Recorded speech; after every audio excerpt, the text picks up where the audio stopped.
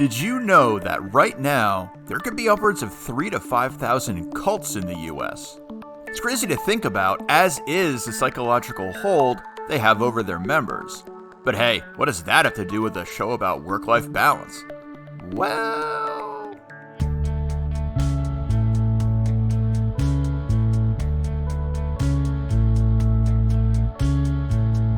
Maintaining a work-life balance keeps getting harder, but it doesn't have to.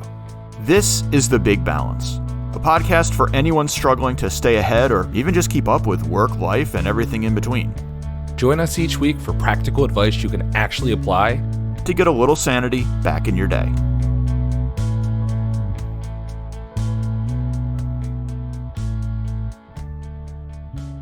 Hello again, and welcome to the show, this time with Brian, because I wasn't here last week.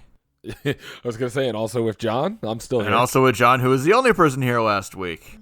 John, how are you? I'm doing well. How are you? I'm good. I have been better in several regards, not least of which is why I wasn't here last week. I'm sitting here with bated breath. So you know I was going to sell my house, and I put my house up on the market. Not even on the market. We did, I guess, first looks, or I don't even know what it's called. It's where you put your house on the market, but it's not on the market yet. You just kind of tell realtors, hey, we will be putting our house up. Yeah, no, our realtor gave us a couple sneak peeks into things that were going to be hitting the market. I think it's like their NMLS number hasn't been generated yet or something like that. Yeah, something like that. I don't know the details. What I do know is we did this, and then we plan on having a photographer come in to take pictures of the house to put up when we actually listed it. And we figured, hey, why don't we get our house professionally cleaned before that happens? I think that's most people do that. Yeah, well, in the time between us putting our house kind of, but not really up for sale and hiring this cleaning company and photographer,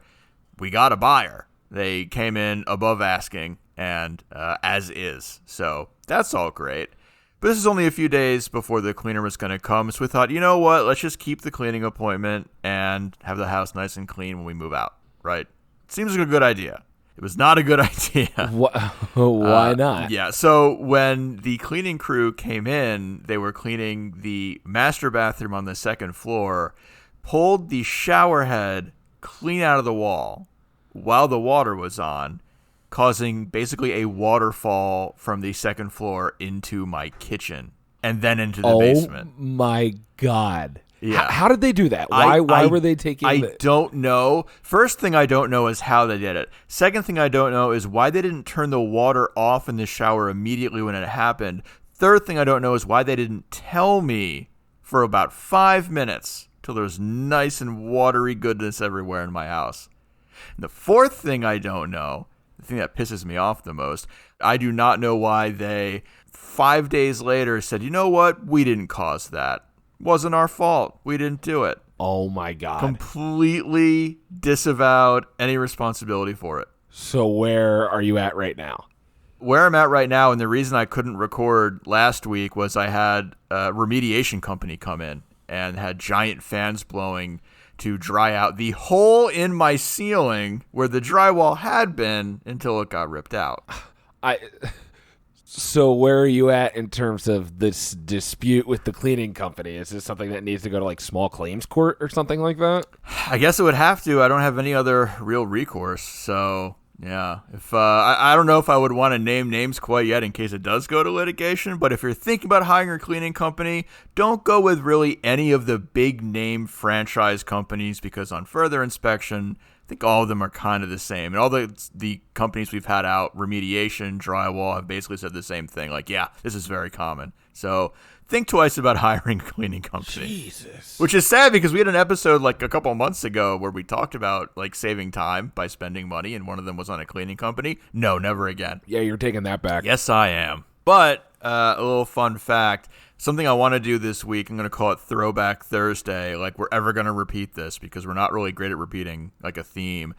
I do want to call back to an old episode on luck, and it might not seem like this was a very lucky thing that happened, but the aftermath actually did have something that went with that episode. So on Thursday, I'm going to throw up an episode from our past that's actually relevant to my life right now. So that's a little bit of a sneak peek later in the week. Kind of a reminder to yourself to remember what you talked about. Yeah, exactly.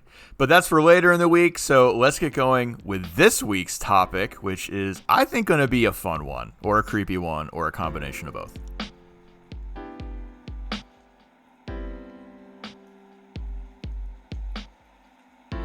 Longtime listeners know my feelings on corporate culture. It can be useful in guiding a group of workers towards a shared goal, but then companies go ahead and take it too far. Need an example? Go find a video showing Walmart's cringeworthy morning cheer. From the outside looking in, I'd feel a bit creeped out doing that every morning, but that's the thing. I'm only seeing it from the outside. For employees of a company with a, shall we say, excessive company culture, this stuff starts to become second nature.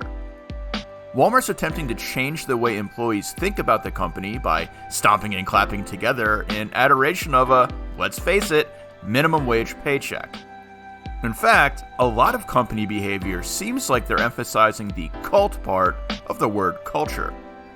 So put down that cup of literal Kool-Aid, go ahead and pick up the metaphorical one instead, because in today's episode, we're going to examine the intersectionality of obsessive work culture and cult-like behavior.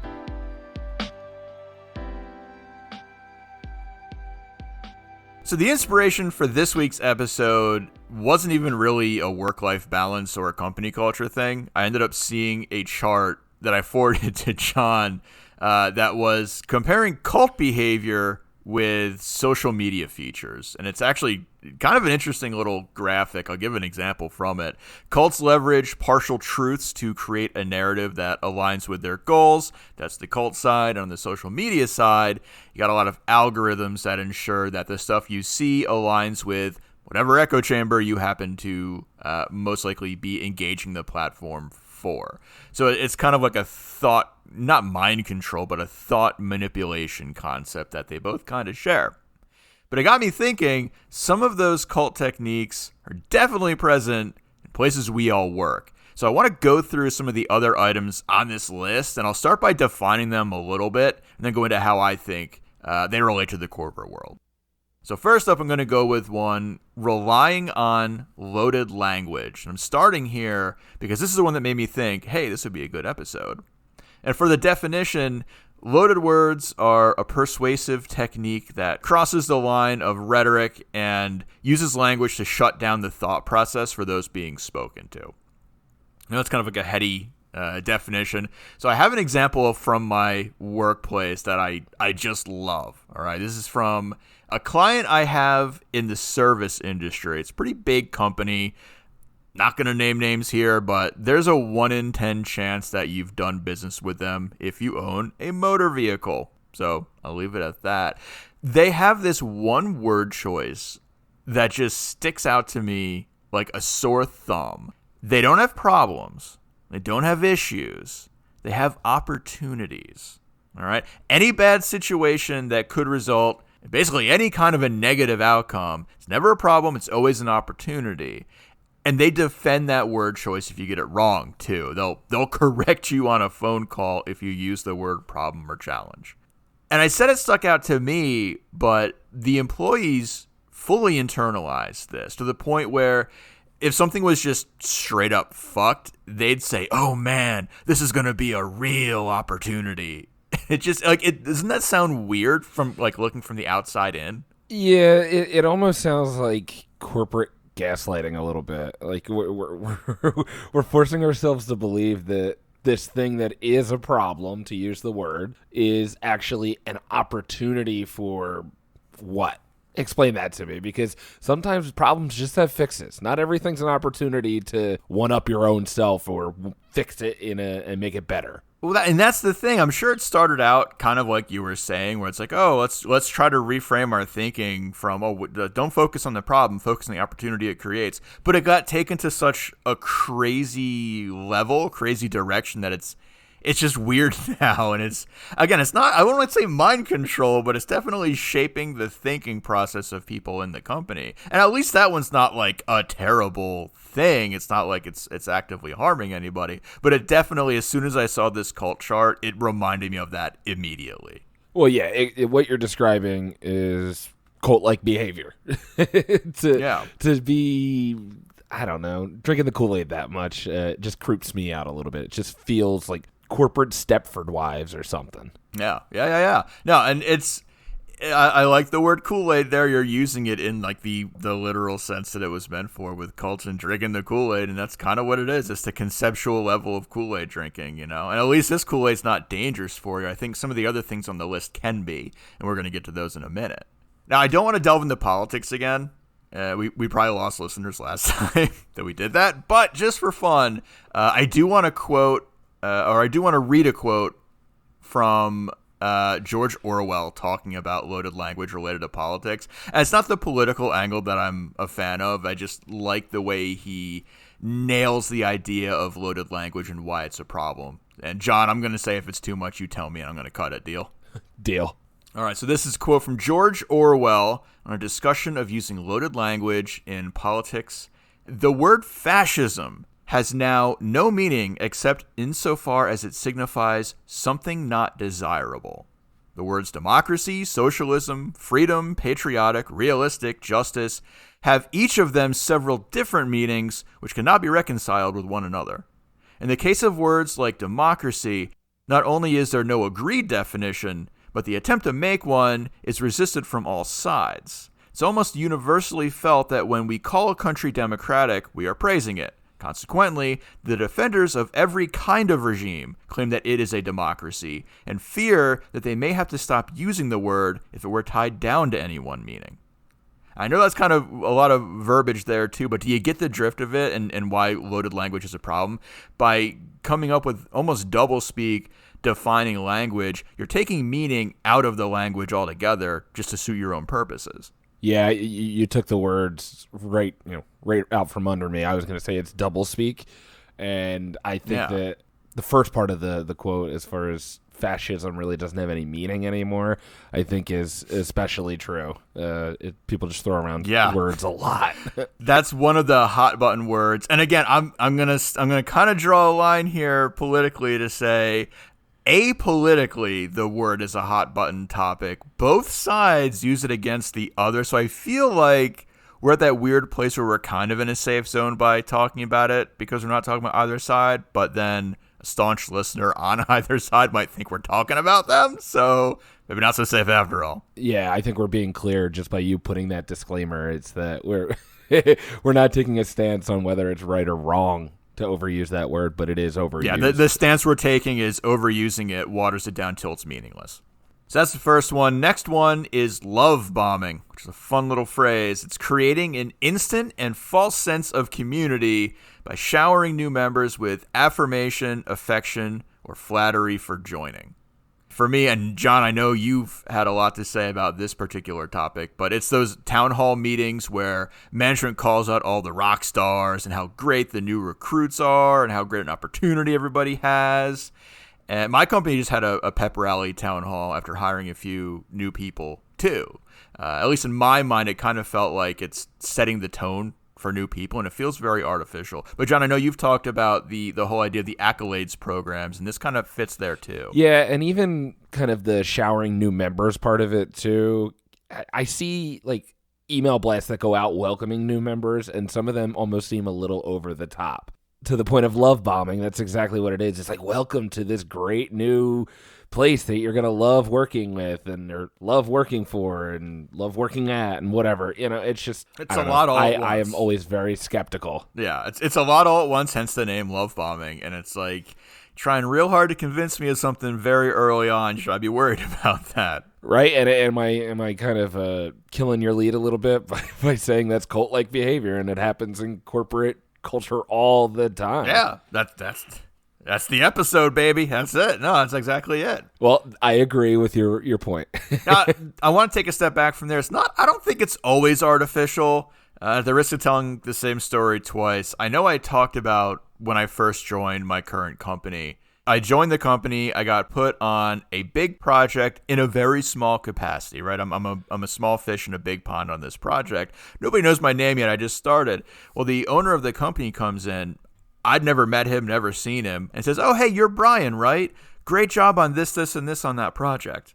I got to admit, I felt really good from it. And maybe that counts as this love bombing thing, maybe not, but it didn't feel artificial to me. It felt genuine. And that's the world of difference. Yeah, and maybe there's a part of it that's performative, and if you're doing it in that public forum like an email blast, it feels artificial, whereas the scenario you just described felt authentic.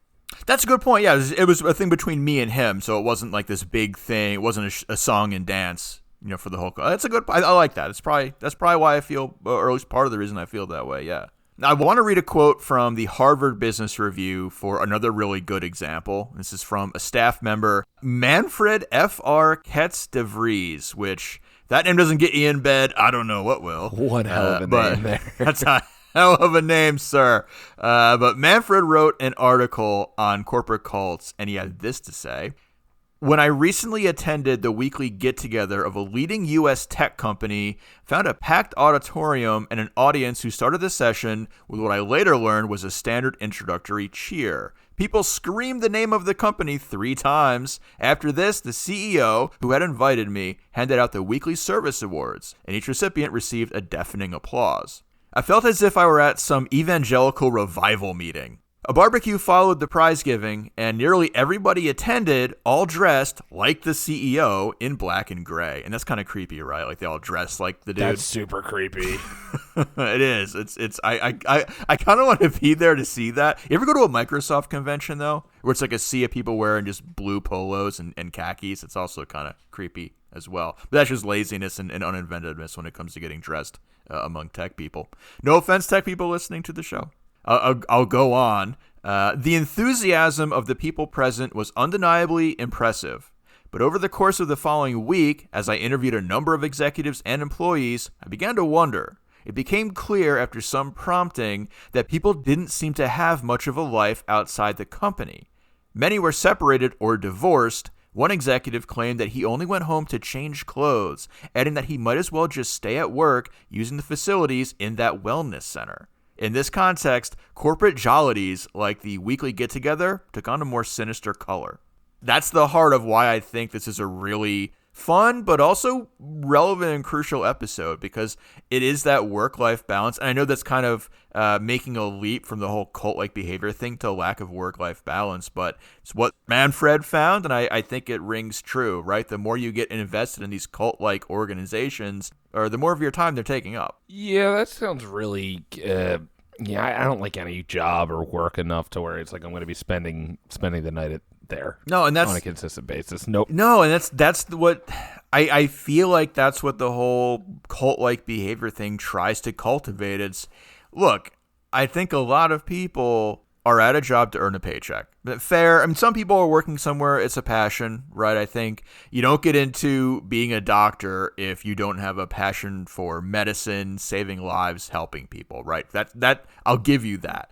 But 9 out of 10 jobs out there are not passion projects. Well, and are we expected to feel 100% passionate, motivated, gung-ho about everything all the time? People, have different emotions, different moods. I can be less than stoked on the work that I'm doing at one particular time and then can feel differently the next day. And it's those days that remind us why we're passionate about the work that keep us going. That's the phase shift to me. I feel like at one time we could all say what you just said. Look, I'm passionate some days it just feels like a grind. And the thing that this cult behavior does, if you're that person, it makes you feel bad about having that negative feeling about your job. And if you're other people viewing that coworker, you view them with a little bit of derision for feeling that way, right? It's not hustle. It's not hustle culture enough. We're making that an alien concept to not be fully devoted, and it's just not healthy. Well, I can be hustling and I can be working hard, but it doesn't necessarily mean that I'm going home to my wife and saying, wow, I love this. Yeah. I mean, the whole Walmart stomp, clap, cheer in the morning thing. It's like, I can go to Walmart and be proud of my job and want to do a good job and put in a full 40, but stomping and clapping and shouting in the morning, singing the praises of the company, that's never going to not be weird. I'm sorry. I'm never going to be that passionate about working at Walmart then I'm going to be excited to do that, ever. I'm never going to be that passionate about working anywhere that I'm going to do that. Apparently, this is a much bigger thing in Asia, though. Like, a lot of it's a normal thing to like have company songs and sing company anthems and do this kind of stuff. It's just not very American. That's where I'm from, so that's my sensibility. Well, and these are also certain cultures that have glorified the grind so much that there's people who are dropping dead in the subway station. Yeah. So I think that, maybe you need to find artificial ways to keep people kind of pumped. Yeah. Go back to the Brian Dyson episode we did. In Japan, there's a specific word for overworked death. You know, if you need a specific word for it, it's probably a bit of a problem for you. So, yeah. Next one is leveraging fear of leaving. Cults use phobia indoctrination, the irrational fear of leaving will cause bad things to happen to keep people from leaving. If anything on the list here is widespread, even among non-cult-like companies, I'm going to say it's this one. And I'm going to rag on my own company here a little bit as well. So I work for a admittedly small consulting company. And we have a lot of guys that are leaving the company to go to the big companies, right? The KPMGs, Deloittes, and the like. And whenever that happens, management is going to be vocal about how horrible these companies are, how bad they are on their employees, how much instability you have working for them, so on and so forth. Basically painting a picture that the devil you know is better than the one that you don't. And this is a real problem, not just at my company, but I think everywhere, right? Statistically, we know the best way for anyone out there listening to earn more money is to job hop. But we let this fear of leaving keep us at our jobs even when we're unhappy because, hey, what if the next place is worse? And this kind of cult-like thinking really exacerbates that. Yeah, and I think with that, I really struggle with just kind of the ethics behind it, I guess, because, I mean, our managers, our career counselors, or, people who are supposed to be mentors to us, whatever your company calls them, their job is ultimately, in theory, to help you achieve the best for you. And sometimes that means going other places. But the second you say you're considering it, they try to put the fear of God in you. And this isn't necessarily specific to my experience, but we've all heard those stories of just what you described, saying, oh, well, I've been there, done that. It's not that great. You're going to, before you know it, you'll be back. And it's just pooey. I don't buy that. No, I agree with you. And I like what you said about the whole mentor thing. And I'll say this. I see a lot of people talking online about, and I'm talking about college-age kids saying this. My boss says if I have to take off every Tuesday and Thursday afternoon for class, then he's going to fire me. Should I go to college? Should I hold off and keep this job a bit longer? And it's the weirdest question to me because the answer is, of course, you go to school because the job you're working is not going to be the job you're working at very long, and don't ruin your life for that one manager. And I feel very fortunate that I can juxtapose that with my first internship, right? I worked at an ad agency for a little bit. And very early on, one of the guys I was working with pulled me aside and said, look, I know you're looking for full-time work maybe here after you graduate. Let me show you this graph. And he basically just hand drew a slowly but steadily climbing line and said, if you stay here, this is what your salary is going to do. And then he drew a second line, very jagged, a lot of ups, a lot of downs, but it trended much, much higher. And he said, look, if you move every 2 years to a different company, this is going to be your salary. And look where you're going to be 10 years from now. It's not worth it to stay at one company at your age for that long. You stay somewhere 2 years, you move on. And it's great advice. I give that advice to anybody that asks it of me or anybody that doesn't ask it of me. But it's not the kind of language you hear from a lot of managers to young people. And I wish it was, especially in internships, right? Internships are about learning the craft, learning the trade. It's an important part of it. Well, let me ask you something. How old was this person giving you this advice? He was in his 50s, so he'd been around the block long enough to know. Well, that's where the reason I ask is I think that's surprising because a lot of people of that generation, despite the fact that he's 100% right, they tend to have this loyalty to companies, and maybe that's kind of the cult aspect of it that you're kind of getting at and touching at. But very interesting that this man kind of gave you the opposite advice of what I would expect somebody in that position to give you. So kudos to him. That's a good point in the age thing, the generation thing. That's probably a good point too, right? You hit on something there. Kind of the boomer generation was a lot more company loyalty focused, right? It's not till Gen X, when they saw boomers losing their jobs and companies not really caring about them at all, where Gen X kind of defined itself as anti-corporation and looking for meaning outside of work, because they saw the ill effects of leaning too heavily, putting too many eggs in that basket. The last one I want to go through here is weaponizing awakening, which sounds kind of badass. But cults use words like awakening to take advantage of member motivations. Their members are, quote-unquote, awake to the right way, while non-cultists aren't, to their detriment. And I think this one goes really well with the last behavior we talked about. It's essentially the same context, right? So I said before, I've worked in sales. It was my first real job after I graduated. And my boss was giant fan of the movie Boiler Room, which, if you've seen the movie Boiler Room, should have been a giant red flag in a young guy joining a sales outfit, but of course it wasn't. But in his mind, there were people who got it, those who would grind out 80-hour weeks for the sake of the sales hustle, doing anything to get a sale. And then there were those who didn't get it. If somebody quit this company, it wasn't because of the long hours or burnout, according to him at least. It's just because they didn't get it, right? Which was a convenient way of ignoring the bad work-life balance that he and this company created. But the dangerous part of this is that the employees bought into it as well and would actively, essentially talk shit on anybody who didn't fall in line. The last time I talked about this job, I mentioned how one guy got absolutely lambasted for trying to take off some time for the birth of his first kid. If that's not a reason to take off, I don't know what is. And the fact that people were ragging on him for doing it and talking about how little time they themselves took when their firstborns were born, it's just not an environment you want to be in. We've talked about that before. Why are you proud of that? Yeah, it's such a weird flex. Like, oh, I've missed all the major milestones in my child's life. Okay, bravo, good for you. Like, what do you want me to say to that? Like, you should not be proud. You should be ashamed of that. Not proud of it. So, are you familiar with the Heaven's Gate cult? Is that the Kool-Aid cult? That's the Comet cult? I know Yes. there's like the The Hellbop Comet cult. Yes. Yeah. The thing that you said that really got my brain working was the awakening part of it, and the idea that they're in the know and other people aren't. The idea that they thought that they, figured out the word of God, or that God wanted them to get on this comet. Whatever their motive behind it, it was this other mentality. And the way you're describing it right now is you ostracize those who don't fall in line. But what's interesting, though, and the reason I bring up Heaven's Gate is because ultimately, isn't the goal of a cult to gain more members and to gain more followers and things like that?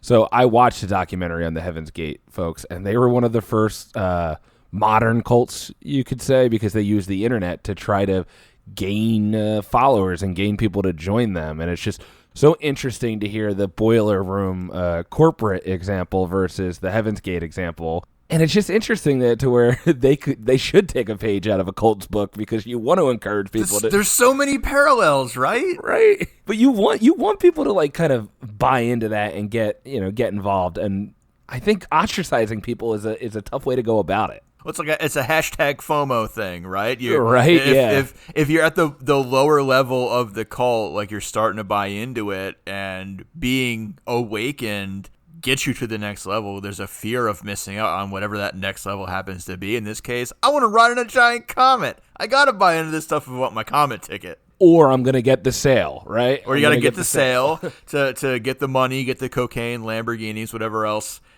came from boiler rooming your way through stock sales. So that's my examples of corporate culture. You like what I did there? Culture. I did. I was just gonna let it go without acknowledging it, because I don't want to encourage this behavior. Now, because I know there's a lot of real cults out there, not just corporate cults, but real ones, there's also a lot of strategies that people developed to help their members get out of them. And I have to wonder, would they also work on freeing ourselves from these corporate cults?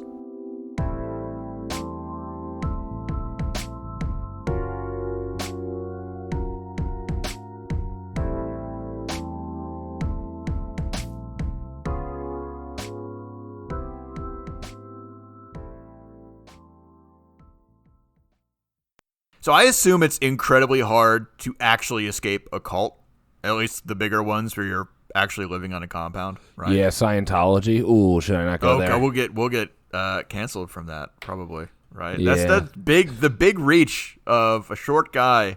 You know, I just insulted Tom Cruise, so it's doubly bad. No, I think it is incredibly hard to get out once you're in. I feel like also, if I could admit something, I would probably fall prey to a cult very easily because I love external validation a lot. I feel like it ticks all the right boxes for me. Well, one thing to remember when talking about cults, and maybe I should have brought this up a little bit earlier, in that Heaven's Gate documentary I watched, one thing that they wanted to make abundantly clear is that people who join cults aren't dumb. Like, on paper, they're not dumb. The Heaven's Gate cult had doctors and lawyers. They were all successful people who made good money. And I don't know what part of the psyche kind of attracts people to cults or whatnot, but it's not by lack of intelligence. I wonder if it's some kind of combination of, socially loneliness and maybe some desperation about your current situation, right? If somebody says, look, you may be smart, you may have a good job, you may have a lot of stuff going on for you, but you lack meaning, or you lack a social structure around you, or you have some issues that you don't know how to solve, but we can solve those issues. We can give you that social structure. We can give you meaning. It's very enticing, right? It doesn't matter. You don't have to be dumb to want those things, right? Smart people want them too. So I don't know. Maybe that's part of it. Yeah, and kind of once you're in there, to the point of this second half here, it's tough to get out. So fill us in on some of those strategies, Brian. I think a lot of them really do apply here. So let's put ourselves in the mind of somebody in a cult, and then kind of in the mirror world, our same selves in more of a corporate cult, and see if the same things work for us both places. So Brian A., the real cult, is in that compound, stuck in his 4x8 room with no working electricity because it's one of those cults. You picked a shitty cult to join, man. I know. You got to pick the right one. Or I guess it's it's an MLM kind of thing, right? I think everybody starts in the 8x4 room, and then you got to work your way up. When you awaken, you get the penthouse. I'm sure that's how they justify it to you. Whatever they use to get you to join, you're in now, Brian. Yeah. So what do? Right? So you're living in that cult. Step one. It's got to be, you got to find somewhere to live that isn't that cult. It seems pretty obvious, but maybe not that simple to execute, right? Like if they have that much control over you and you're living in this compound, how do you even find a new place to live and make sure they don't find out about it?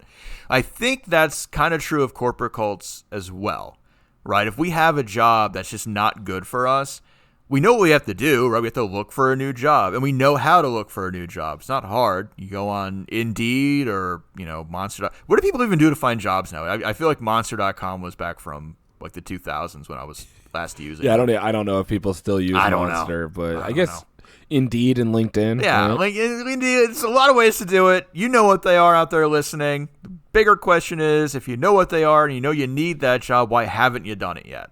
Right. I think that's the parallel here. Is it's hard to uproot yourself in either situation and go somewhere else. It's also easier said than done to find a job. Like you could find that job that you want to join, but it doesn't mean you're going to get the job. You might not even get an interview. So yes, while you know the avenues that you need to take, to your point about finding a place to live versus finding a new job, in theory, it sounds easy, but in practice, it's a lot harder. Yeah, but again, this goes back to that whole leveraging the fear of leaving thing, right? We have to work through this notion that the devil we know is better than the one that we don't, because it's not necessarily true.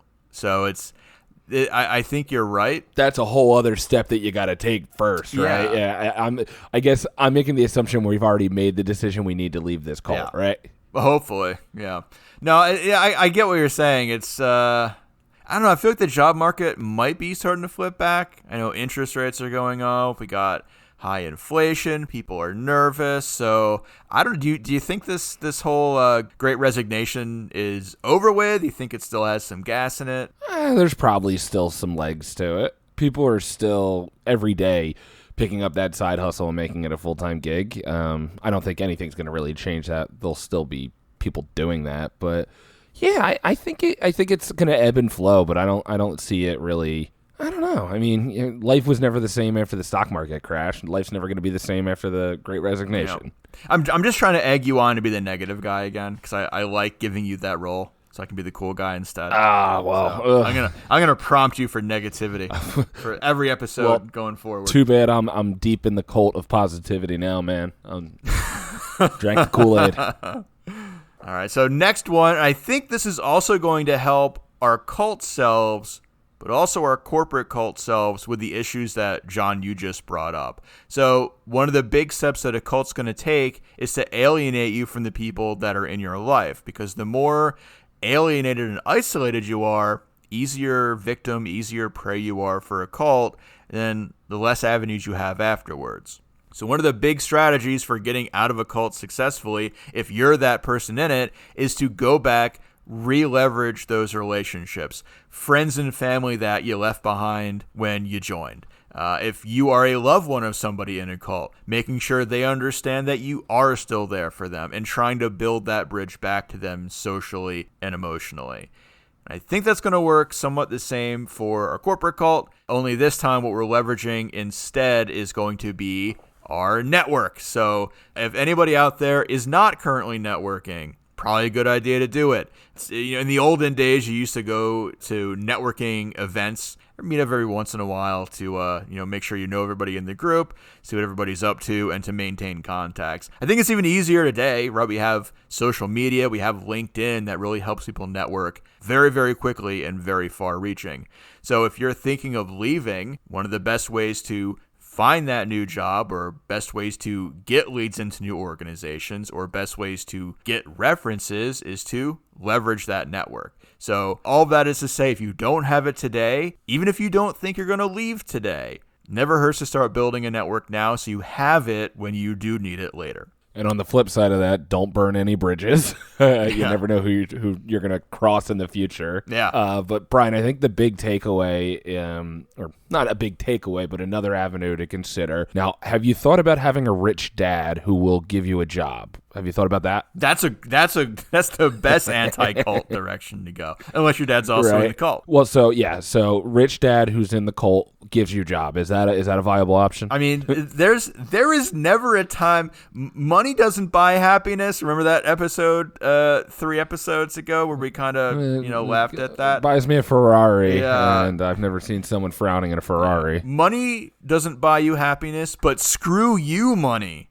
Screw you money buys a lot of happiness, especially if you're in a bad job right now. If you can go to your boss and say, hey, rich dad, screw you, I'm out of here, that's got to be a great feeling. I've never done that. I've never done the piss in the cornflakes walk out of a job before, but I feel like that's got to feel really good. Would love to. Yeah, I would too. No, that makes it sound like I hate my boss. I don't. I don't want to do that to my current boss. She's a lovely lady, but it feels very empowering to do the screw you money maneuver out the door. Hey, Brian's boss, he's been talking about leaving. He hates you. He hates everything you do. No, I'm a good boss, and I have the kind of boss who I like working for and doesn't need to do cult-like strategies and techniques to keep me there. And that's, I guess in the end, you can't really ask for more than that.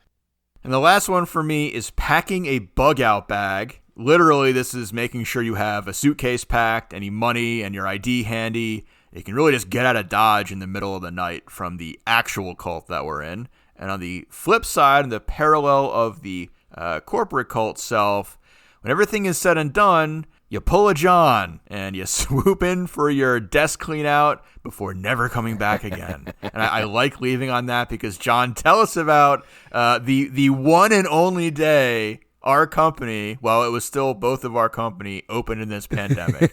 So the best part is as I'm walking out the door with all of 2 boxes of all of my stuff from my desk, my boss at the time says to me, you were not stealthy about it. It looks like you were packing up to never come back, and everybody knew it. Well, the best part was I didn't even have anything lined up at that point, but I was packing my bug out bag.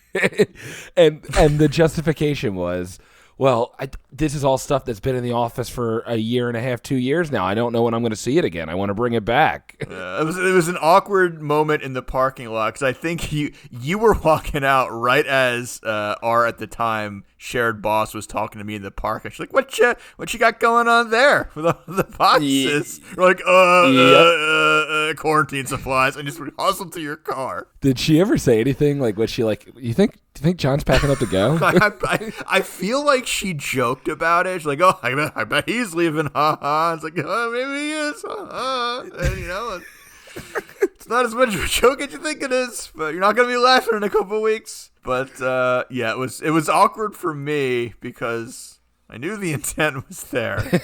She did not. Well, so I guess to reel it in a little bit, as far as a corporate bug out bag, like what do you have an example?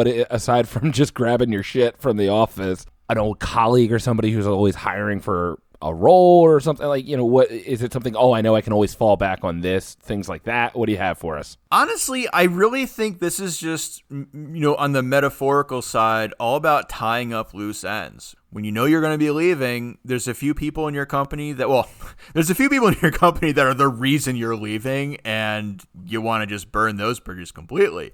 But for anybody else who either was a good coworker to you or might be good in that network for you, you want to make sure you reach out to them. They have your personal contact info. You have theirs. And always remember, you can always fall back on your rich dad who's got a role at the company. Right? Always a screw you money is a viable option if it's an option. He has a very high position in the cult that we are describing. Yeah, or start a podcast to make some side money. Ha ha. Yeah, about really. That. I gotta stop making jokes about how financially non-viable we are. Do you want me to start making? Someday we will be. Do you want me to start making jokes about the band? Because that's not a financially viable hobby either. Hey, you got that album out though? Yeah, we've sold a bunch. I said I was gonna buy one. I have not bought one yet. So I genuinely like the music. So and we should definitely at some point record a commercial to put in the show for the album. But that's on you. So you get that done. Can we do it like there's old now that's what I call music 93 like that style? Yeah, go featuring for it. Top hits from Petrol. But it's gonna be top hits from like this song from Petrol and this song also from Petrol and this song from Petrol. It's like over and over again. Get your copy today at Sam Goody. Yeah.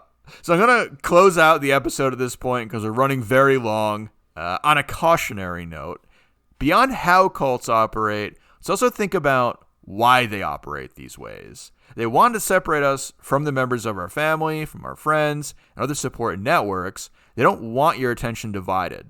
And they sure as hell don't want any open channels opposing their viewpoints. Now, I don't think anybody's company is intentionally trying to do the same thing. But when it comes to companies and the people promoting this hustle culture, we're not far off either, are we? An easy example, anybody glorifying an 80-hour work week. Well, they don't magically have more hours at their disposal than the rest of us. That's time taken away from their personal pursuits and obligations. So be careful about who and what you put your faith in, and make sure it aligns with reality and what's truly important in your life. That's it for this week's show. Well said. I'm going to go see if that rich dad that I've been talking about, see if he has a job at his company, because I could really use Well, you got a father-in-law now. Has Rachel got a rich dad? He's retired, so limited income, we'll say. Social Security or whatever. Who the hell knows? They're doing good. Good for them. You got to work up that screw you money, man. I really need it. That's why I was hoping that rich dad would give me a job.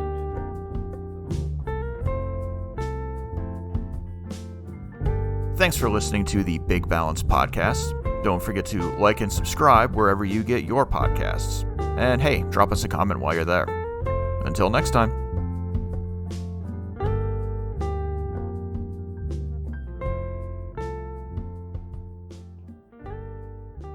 A barbecue followed the prize. Oh, Jesus. Me reading quotes is horrible. I don't know why I do this to myself. Every time I do this to myself.